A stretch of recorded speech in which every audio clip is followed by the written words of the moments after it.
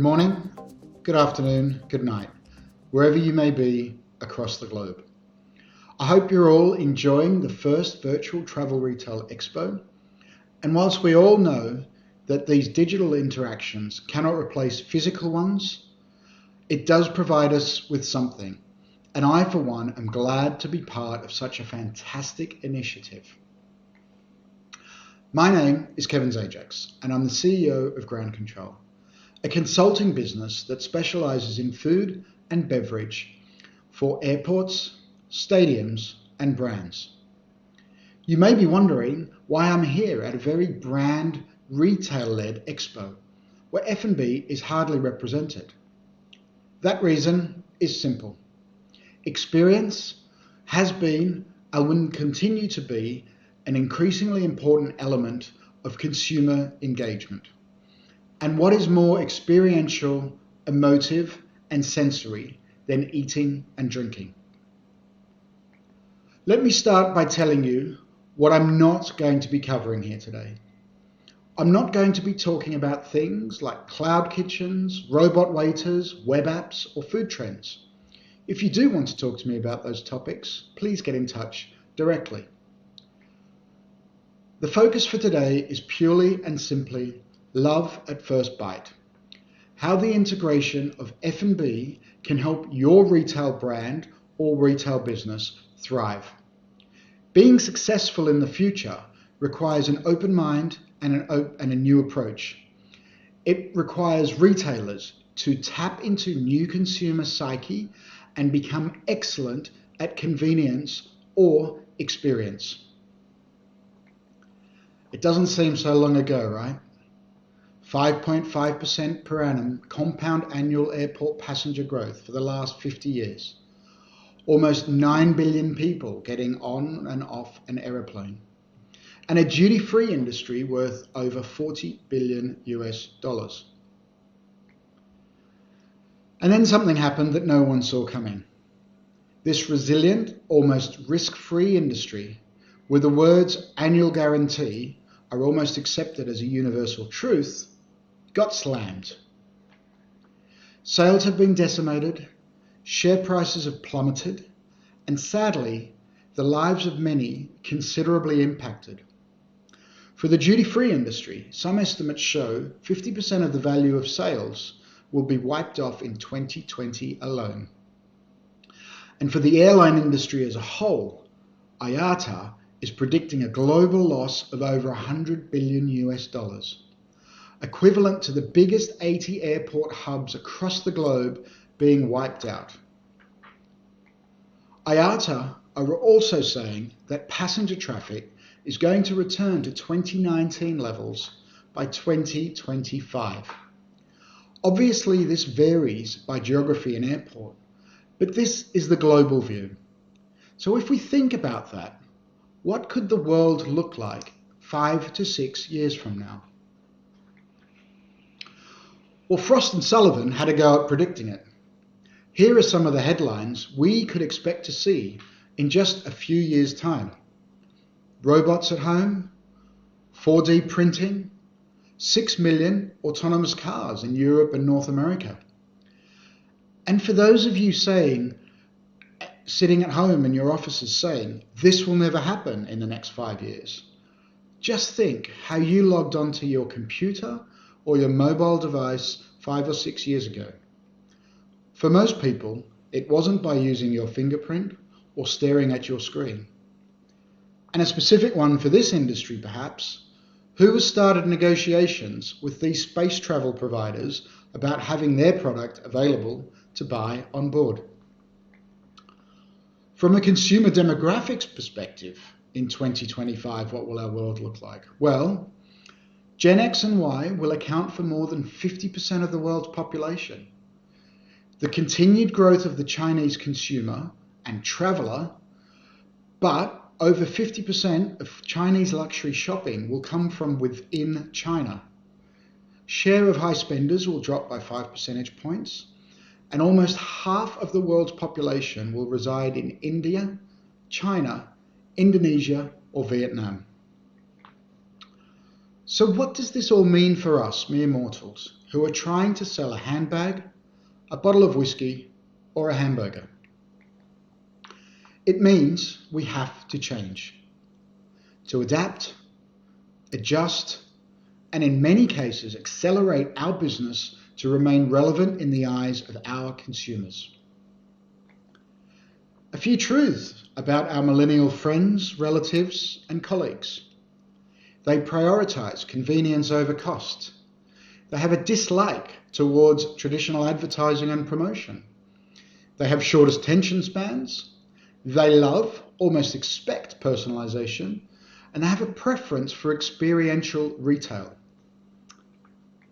And as I mentioned earlier, in short, you need to either become brilliant at convenience or experience, including the element of personalization for both.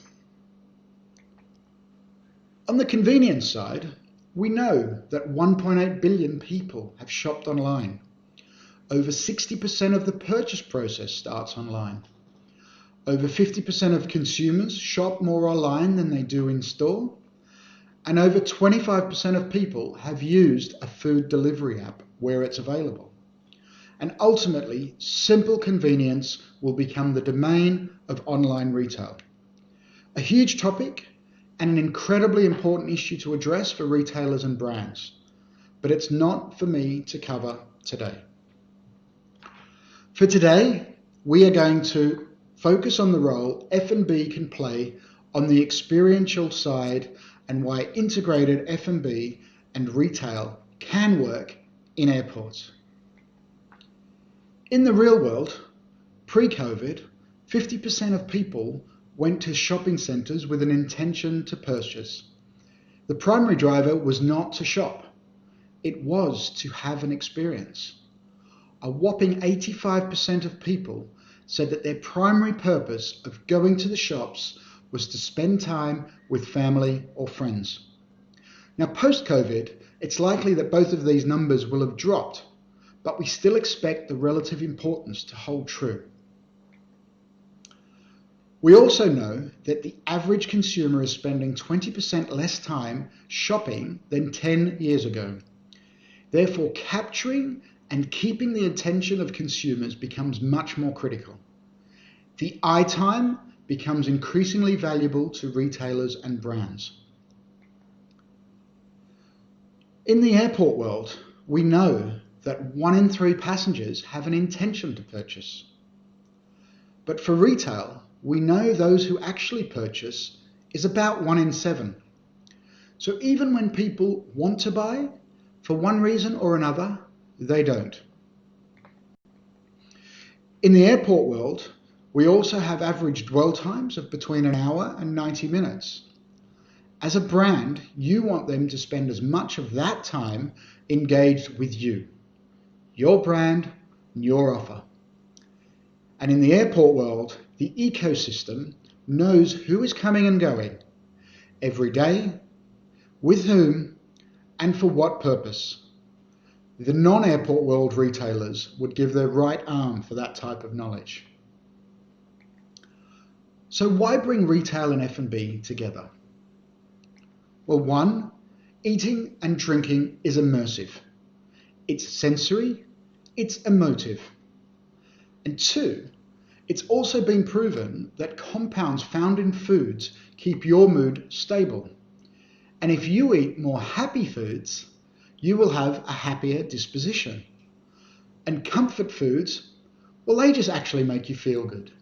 For men, this is steak and beer. For women, this is ice cream and chocolate.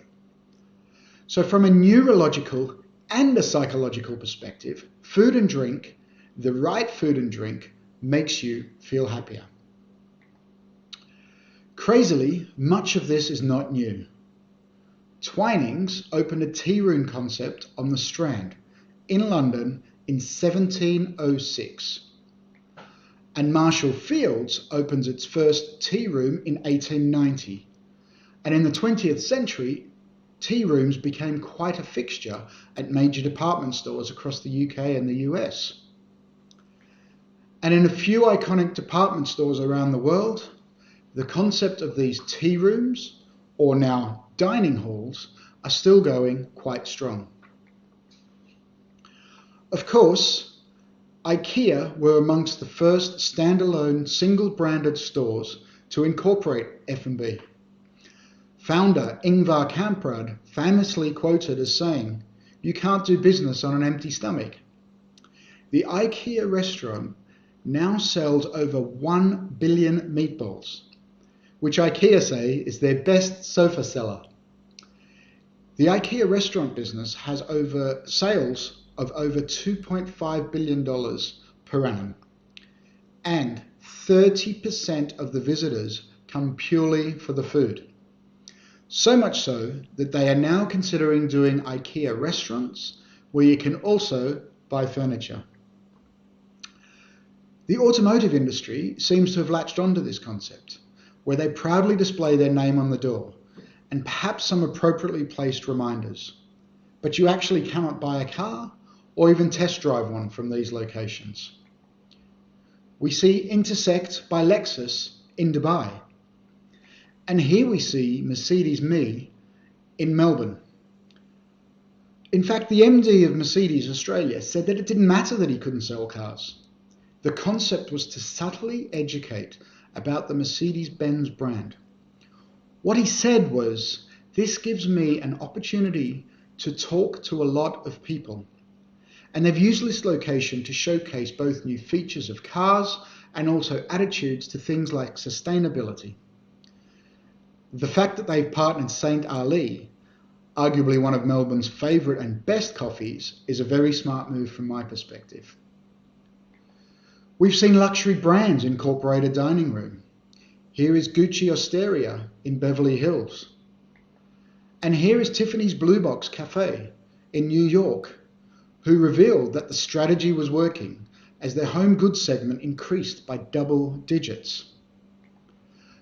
Burberry's newest flagship in Shenzhen is powered by Tencent and dubbed the company's first social retail shop.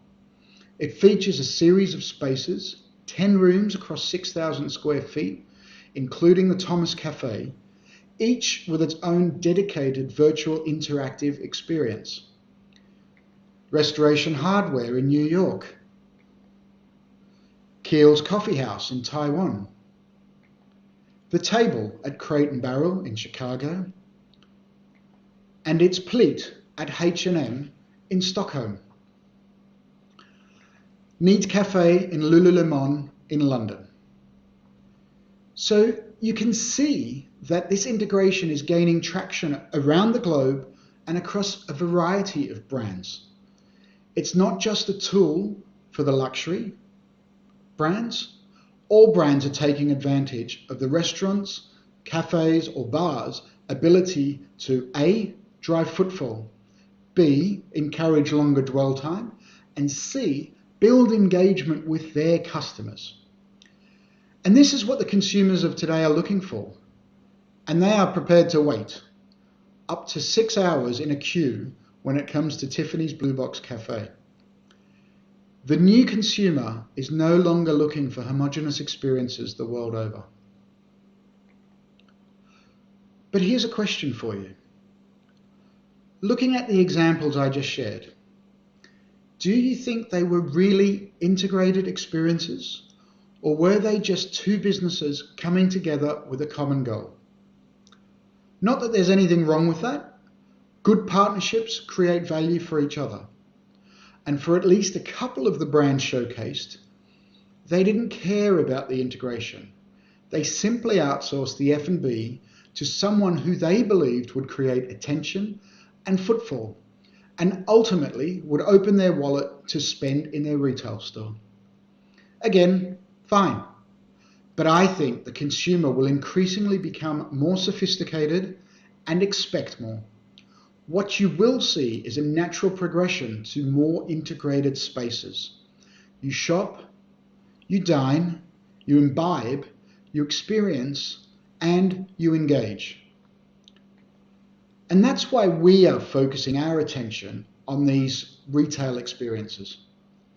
And here are just a couple of the examples we're working on for clients. We've all seen this at airports. And some locations are better than others. But in general, it's not that easy to find anything in the P&C section of most major duty-free retail stores. Brand ambassadors appearing out of nowhere, offering to spray you with the latest release as you try to navigate increasingly smaller aisles with your carry-on, scared as hell you're going to knock down the Chanel gondola. What we've done here is combine two powerhouse brands in their respective categories, Estée Lauder and Moet Chandon, to deliver a unique experience where you can not only shop for beauty products in a more serene environment, you can find complimentary beverages. On top of that, you and your girlfriends who are going away for a girls' weekend away can book in for a pampering experience. Have your nails or makeup done while sipping on some champagne.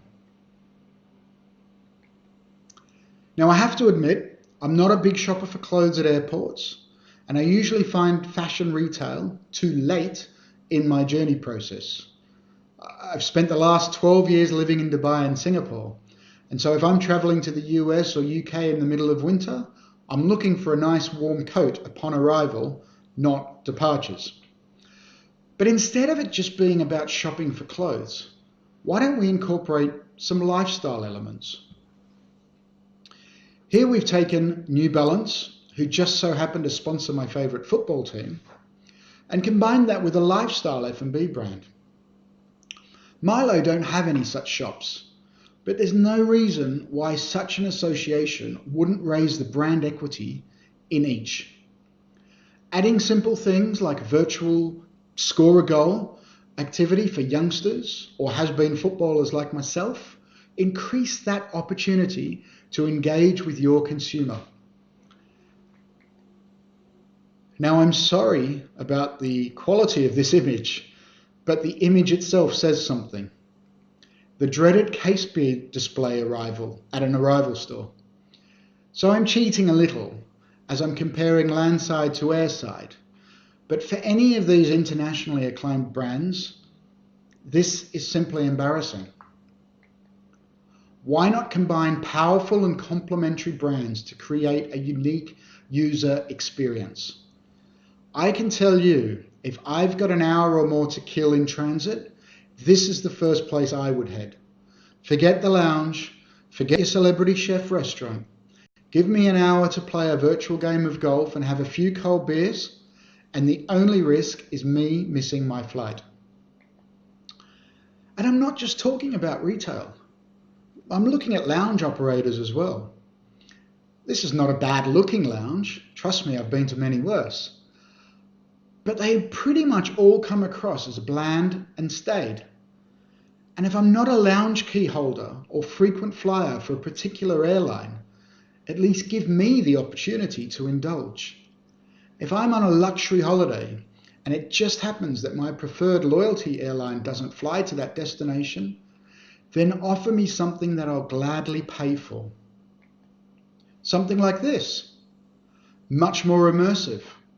Aesop and TWG are great brands, and it feels like they belong together. And I'm going to pay for that experience, and probably buy some things as well. Why? Because I trust both brands immensely, and I'd feel compelled to indulge in that environment. So why don't we see more of this in airports? Well, here are the main excuses. We don't have enough space, it's too expensive, it's not up to me, I'm just the retailer / airport / brand / F&B operator. And what if it doesn't work? In summary, it's all too hard. Well, for our clients, we have developed solutions that address these issues. Taking advantage of modular design, scalable system, and use of modern technology, we've been able to free up 25% of space, reduce CapEx by 30%, OpEx by 15 to 20%, as well as deliver significant improvements in the usage of power, water, and extraction. And we can move from this to this at the flick of a switch. And the same can be done for retail spaces. creating the ability to maximize your space over the course of a 24-hour day. Or, if the concept didn't quite work, you have the ability to change it without a huge capital investment. So what happens if we don't change? Well, I liken this industry a little to something like the taxi industry. Prices kept going up and up, service was average, and they didn't evolve. Eventually, a new model came in and took the business away from them. The duty-free business in particular has been reliant on the underlying growth in passenger traffic, which has come from the airlines. But capture rates and average transaction values, adjusted for inflation, have dropped. So whilst yes, passengers will return to 2019 levels, can you really afford to wait until 2025? And even if the answer to that is yes, which I doubt, given the changing consumer and their needs and desires, you may find yourself, like the taxi industry, no longer being that important, and the value of what you have is but a fraction of what it was.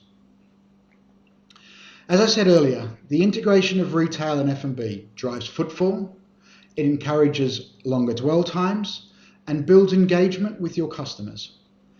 In the airport environment, we also know that the intent to purchase is so powerful. It's simply good economics. For airports, this gives them an opportunity to market themselves as shopping and dining destinations. Whilst I don't believe people will choose an airport for the retail offer, I do believe they will spend more if they know what is available is of high quality and good value. In addition, it brings new revenue opportunities, new brands, lifestyle and aspirational brands, and new experiences, virtual gaming and interactive concepts. Before I finish, I just wanted to take this opportunity to present a short video on how we see the airport experience in a few years' time. We put this together based on where we thought airports would need to be before 2025. Personally, I think much of this needs to happen much sooner, but I'm giving everyone a little bit of time to adjust to the events of 2020. One thing I will say is there is no new normal. We aren't going to go back. This is simply an evolution, and we need to collectively get on with it. It's a little scary, but at the same time, incredibly exciting. So please, enjoy and get in touch. In the last 9 months, we've been witness to some of the biggest challenges to our generation, and the travel industry is no exception. Out of crisis comes opportunity. Out of opportunity comes innovation. The airport of today needs to make way for the airport of tomorrow. Technology and artificial intelligence already plays an integral role in our daily lives, and the passenger experience starts well before reaching the airport. Technology provides the kids choices on what to do when they arrive at the airport, whilst AI identifies a meal for dad based on his personal health habits and desires and what is on offer at the airport.